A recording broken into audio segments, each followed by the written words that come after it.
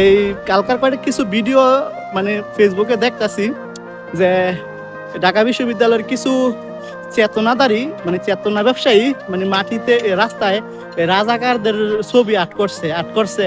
তারপর রাজাকার স্তম্ভ বানায়া ওই জায়গায় জোতা নিক্ষেপ করতেছে। স্বাধীনতার 54 বছর পরে আইসে ওরা রাজাকার খোঁজে। রাজাকার যারা আসিল হ্যাঁ মাইরা লাইছে, হাসিনা ফাঁসি দিয়ে দিচ্ছে, তারপরে মইরা টুইরা গেছে গা। এখন যেই জেনারেশন আছে ওরা কি রাজাকার? ওরা কি পাকিস্তানের সাথে এক করে চাইতেছে? তোরা কোন থিওরিতে রাজাকার রাজাকার করতেছ? মানে একবার সুপরিকল্পিত ভাবে দেশটারে দুই ভাগে বিভক্ত করতেছে খানকির পোলারা।